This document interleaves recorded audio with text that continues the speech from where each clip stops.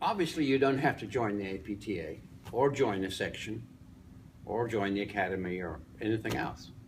And you don't have to pick up a journal and study anything more.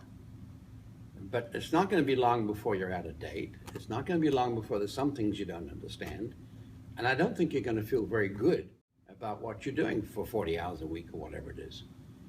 By being engaged with the journals, with the meetings, taking part in chapter, volunteering to be on a committee, working with your colleagues, you're going to be enriching yourself by contact so that when you need some help, you can call somebody. You're going to be in the inner circle. The more you give to the profession in terms of volunteering to help it move along, the more you're going to get from it because you'll become involved. People will involve you. I wouldn't have that in a lonely clinic if I wasn't involved in the association.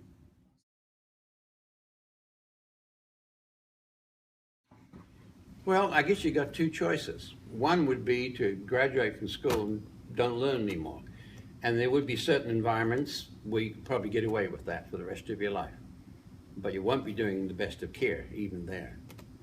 On the other hand, you have to realize things are going to change. More knowledge is going to come out, practice, regulations, and all of these things. And you need to be absorbing that and being ahead of the game. When I got out of school, I knew there was a lot more to learn. Lifelong learning, I would actually keep that pretty simple, is just continuously learning, continuously always reading, always trying to consult with people that are more knowledgeable than myself, continuously taking, courses that stimulate kind of my understanding of different topics. I think it's really easy to get kind of set in your ways and, to believe that the way that you learned things originally, the way that what you learned in PT school, right, is certainly going to be effective later on in your career. I don't think that's true. I think a lot of what we learn in PT school becomes outdated, becomes inaccurate as we progress in our profession. So we need to keep up with everything. I want my patients to be empowered with knowledge, and if I don't have expert knowledge in whatever health condition that they're experiencing, then I can't educate my patients. And I think educating your patients to empower them is only going to help them be their own advocate, because we can't be with our patients forever. But if we can educate them and empower them to manage their health condition, then that, to me, is my motivation for being a lifelong learner, because it's really, at the end of the day, making me provide better care to my patients. To me, it means all about attitude. Attitude is your approach to life. Attitude is your approach to your profession, and basically how you handle your growth process. So hopefully people have the attitude, and I have the attitude, like, I love to learn. So that'll never go away, because I'll never learn enough. There's so much out there to learn, and so it takes that kind of an attitude, but even more specific, it takes an attitude of humility. Because if you're humble, you're going to recognize that you have more to learn, and that there is so much out there that the process is endless. So it's all about being humble enough to tell yourself, you know what, there's so much more to learn in this life, in the physical therapy realm, in every realm. And so it's exciting that way. It's overwhelming sometimes, but you take little chunks at times, you take bigger chunks at other times. You take maybe a day break once a year, and then you continue on your life learning skills. And you basically put yourself in positions for growth and opportunities. So you look at situations and you make choices based on what's the best way I am going to grow. Who can I actually learn the best from, and what circumstances are going to present the most successful for me, so to become the best I can become. A lifelong learner means to me that the individual is willing to expose themselves to a continuum of learning, and even more importantly, that continuum being maybe information that is outside their box of both knowledge that they're familiar with, to be able to also, in a lifelong learning environment, not only the various exposures, but also to be a reflective person, to be able to say, okay, learned a little bit, what does it mean, and how does it apply to me as I go forward? The benefit, I believe, of our profession is we're constantly lifelong learning. If you take the choice to look for it? I think lifelong learning is really more of a behavioral thing. You have to instill the characteristics of an active learner. Being an active learner is important because what that entails is that you yourself go out and find information without anyone giving it to you. So you're the one who finds it. You're the one who develops the content. You're the one who learns how to apply it. You're the one who learns how to synthesize that information. So a lifelong learner is an active learner. Each patient that comes across our threshold is a unique environment. It has the ability to have some amount of learning, whether it's a new situation to be exposed of the patient's needs and or the problems that you're dealing with, but also to be reflective of how you make decisions. And we're constantly making decisions, and that should be the enhancement of our lifelong learning. How to improve on our decision making. The second point that I have to talk about lifelong learning is you always have to reflect upon your experiences. That metacognition term that you've heard before is extremely important for learning. If you don't reflect or summarize the events that have recently taken place, you're more than likely going to just pass over it in your brain. You know, the circuits won't actually gather that information as well as it can. So metacognition and active learning, and if you instill that in your behavior as a professional, your professional behavior, you're going to be a lifelong learner. You're gonna keep pushing forward. I think our brain is a big sponge and it can always absorb more. And lifelong learning helps me, I think, become a better clinician. It helps me become a better mentor. I'm learning from the people that I'm mentoring. I'm learning something new, I think, every day from my patients. Maybe I'm learning better how to communicate with them in order to get desired responses from them. Maybe I'm asking questions better. I think every day I'm learning something, and I think every day someone should be learning something, because that lifelong learning is an important part to help us progress as a clinician, and I think to be satisfied with not only your job as a PT, but also life. You should always be learning, I think, even from our mistakes that we make. I truly believe I learn so much more from my failures than I do from my successes, and Dr. Paris would say that as well. And I think any failures that you have in life, you can look at it one of two ways. You either succeed or you learn. You don't fail. And so if you tackle life that way, you will continually be a lifelong learner and make amazing strives to becoming the best person I think you can possibly be.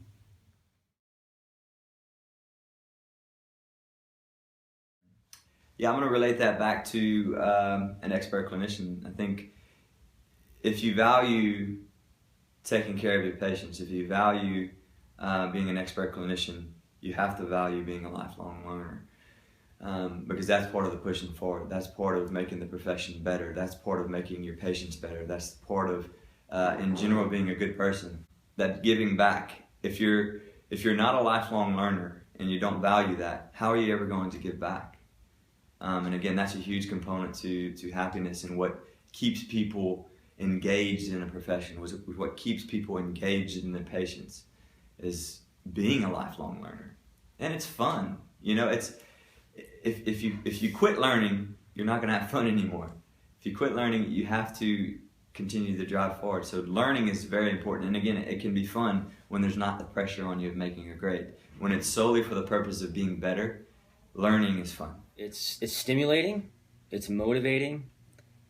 It's actually just a lot of fun to learn. I love learning, and I love learning from all kinds of people, whether it's my students or it's my expert clinician that I'm being mentored by, or if it's an article that I'm reading from an expert researcher. It actually promotes more collaboration with people and discussions and interactions. So there's so many delivery systems for learning and excitement now throughout technology this day and age that it makes it much more opportunist and available for everybody. So it's stimulating, and I think it keeps you young and it keeps you excited about your profession.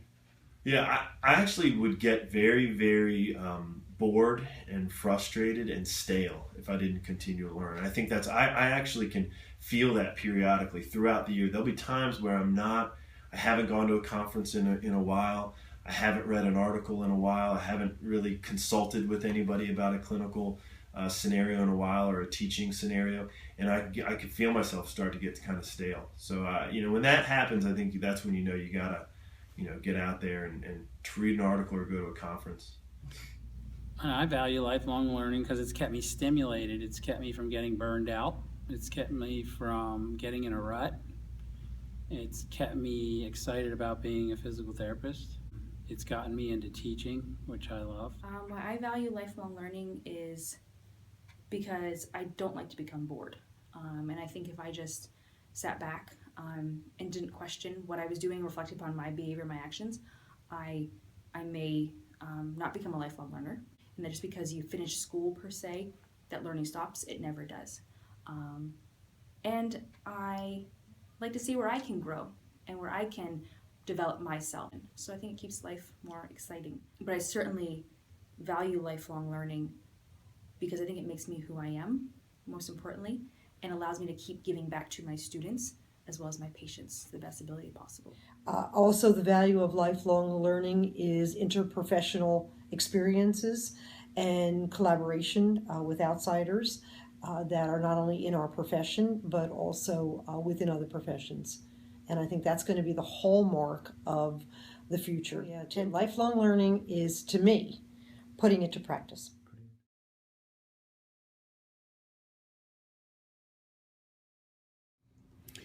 I made sure that I read most of the things in my field. I read outside of physical therapy too. I read in the area of orthopedic surgery. I always read the BMJ, British Medical Journal. There's a number of reports that I would look for in my field. I was a member of the International Lumbar Spine Society, the Orthopedic Research Society, because I hear in these things people saying about basic sciences and about care of the spine, but they have no idea about what physical therapy may have to offer. It's a venue for me to speak up and tell them about what we do in that circumstance. But I'm also getting ideas from them that I can see application into physical therapy, and that helped develop me. So basically, by cross-fertilization, by working closely with others outside of physical therapy, I gained a great deal for myself, for my patients, and for my profession. So I recommend that. Too few of us do that. But what I used to do there is I'd thumb through the journal, and I have to admit the most physical therapy journal, our primary journal, physical therapy, would very rarely have anything of interest to me. But if I saw something, I'd dog-ear it, and later I'd photocopy it, and I'd file it for when I was going to deal with that subject. Because I'm not very good at flicking from one thing to another. So I would, when I wanted to, say, look at the shoulder again, I'd go to my folder on the shoulder and find 4 or 5 articles that I'd pulled out in the last 3 or 4 years, and I'd go read them and probably get the answer to what I wanted. And then I'd follow up some of the references that were listed there. In this day and age, it's very easy to do that. Also, networking with colleagues. And so one of the great ways to network with colleagues is really through conferences and through communicating with people with social media. I think social media actually has a really strong influence on how one can learn as a clinician. And so things like Twitter and Facebook and LinkedIn, I mean, these are ways that people share information. And really, that's something that wasn't there 10 years ago. So I think it's kind of neat to see the fact that I could talk with somebody from another country about things that affect my clinical practice, about patient case scenarios. I could learn that from somebody else from another country. And so I can have kind of a constant influx of information coming to me, not have to rely on me searching the literature all the time, which is nice. The way everything is online, and really the RSS feed or the Twitter feed is so key, because if I rely on myself to go search the literature, I know I'm going to get left behind. There's no way I'll keep up. If you hear these statistics of how many new biomedical articles are published every month, I mean, it's an exponential number. There's no way you're going to be able to keep up with everything. You have to remember that physical therapy research is at a very low level and very low numbers. If you look at anything that's major in this country, be it prostate cancer or breast cancer, there's thousands and thousands of cases and millions of dollars have been spent, and still they're not quite sure what to do. Yet we'll do something with 5 patients over 2 weeks and come out and say, this is what you're supposed to do. our evidence is pretty weak. There's a three-legged stool. Published evidence, which in our case is weak. There's the experience of a senior person, their opinion, and then there's your own experience. I would go with my own experience and that of a mentor well ahead of any published research. So there's a tendency to stay with what you know is sound and not go jumping from one latest fad to the other. You have to use your critical judgment. And remember this, what may work for you may not work for me. What you advocate, I might not think is great. You could be seeing a somewhat different patient population than me.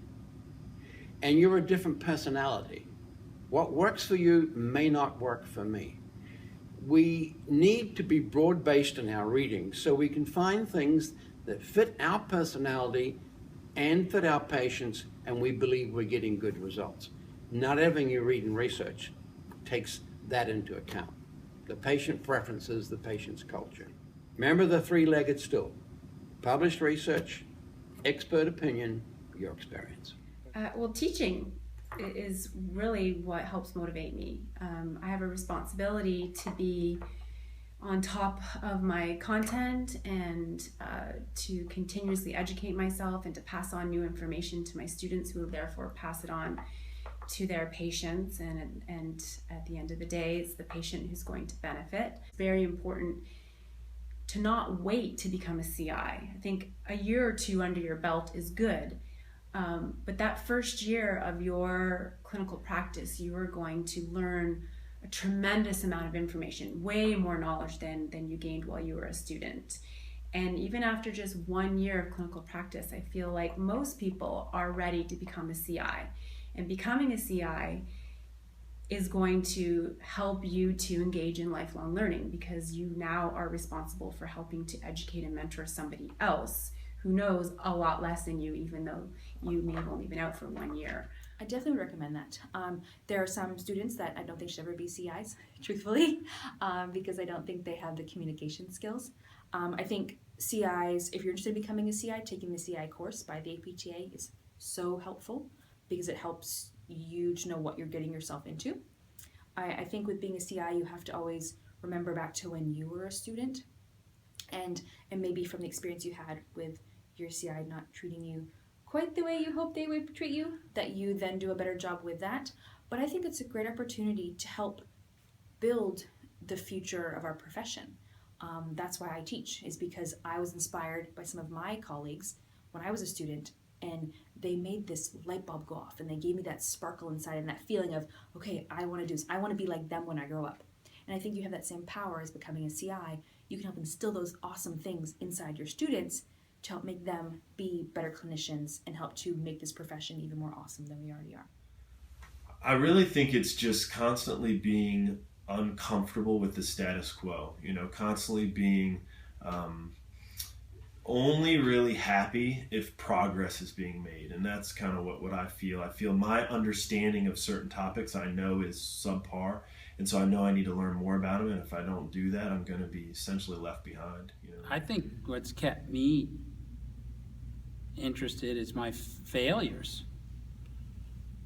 What's kept me interested in learning more is my sense of inadequacy as a clinician, and always hating that feeling of not being able to help someone or get them better, and just wanting to learn more and more so have more positive results in the clinic. So frustration over certain kinds of patients, and then wanting to go learn more so we can handle the next patient who has that problem better. I think that it's very important as a clinician to go to conferences, because conferences are a summary of what's going on in research, and it's a way to translate information from the bench to the clinic, so to speak, and then to start journal clubs. And journal clubs don't have to be every week. I mean, you have to pick something that's realistic for the environment that you're in, but everybody who wants to participate for an hour at lunchtime, maybe once a month, and you take turns selecting the article, and that person circulates it around, and you have a discussion amongst clinicians around a topic that is of interest to everybody. And then you can engage in a dialogue and have healthy arguments about the results. And I think that's one mechanism. And then again, we're so lucky with technology today that there's a tremendous amount of web-based resources where I mentioned a few of them before, but there's, in my field, Stroke Engine and EBRSR. These are government-funded web resources developed for busy clinicians where they go and they summarize the work for you, so you're not necessarily reading the whole paper beginning to end. So some suggestions I have and what I've done to continue learning is, again, continue to talk with your colleagues. Work from that. Choose one night a week to go sit at a coffee shop, grab a nice latte, grab your favorite journal, and read yourself a couple of articles. Simple. Someone can join you. Then maybe the next night you talk about it with a colleague. Hey, you read this article, I'll read this article, we'll talk about it the next night. 15 minutes out of your day, max, if that. But it's got to be on a schedule. Typically, most people need that structure, and it works out nicely. I did that in my clinical practice. Every Tuesday night, read a journal, we talked about it, shared it, whatnot. We even had journal clubs within the clinic that I practiced. We had Con Ed days, in-house continuing education days, where we tried to share information with each other. And that was all done at a lunch hour. It's all done external to your clinical patient time. So again, that takes drive and that takes motivation. It takes a desire to want to be better. And otherwise, it won't happen. Learning doesn't come always when you get paid for something.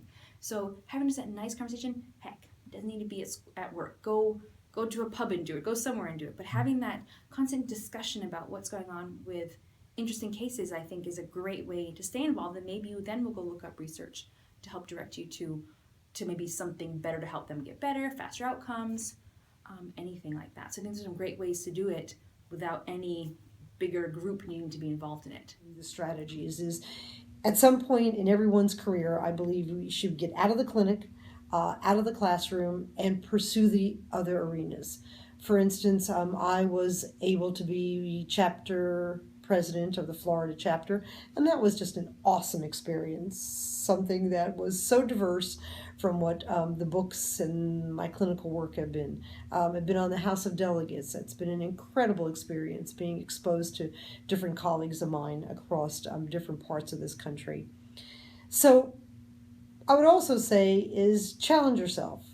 Myself personally, I get excitement of putting myself in uncomfortable positions, be it the arena of politics, like I've just mentioned. I couldn't believe I could be chapter president, but there I was, chairman of the board.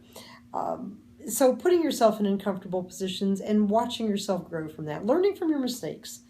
I always say go out there and be a little adventurous and be a little uncomfortable, because I think from that becomes growth, not only as a person but distinctly as the professional. And none of us can absorb all the great material that's out there. The only aspect of retaining information is putting it in practice or applying it. I mean, that's well known. And so I think what becomes very, very useful is a little bit of a challenge that you might have with your patient. You question it, you go then into the resources, find that topic, and then put it right into practice. And to me, that's the best way to retain information. At the graduation, the faculty member said that we now knew all there was to know about physical therapy. I had to hold myself from laughing, because I knew I didn't know much about it. I knew my father was a physical therapist. He knew more than I did, because he'd had years of practice. So I knew there was a lot ahead to learn. You just got to get out and get engaged.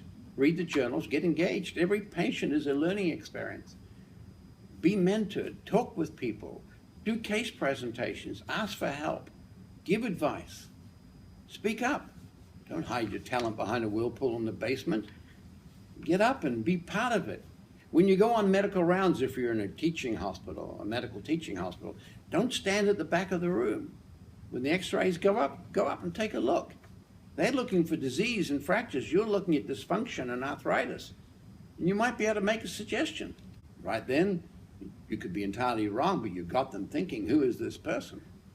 Don't hide your shadow. We've worked hard enough to get to this point, to be this type of professional, to have this knowledge. Now I have the pleasure and the opportunity to give back to society. And it doesn't necessarily need to be my patients, it's to society, as a role model, as a friend, as a family member, and then, you know, again, to the patients we serve.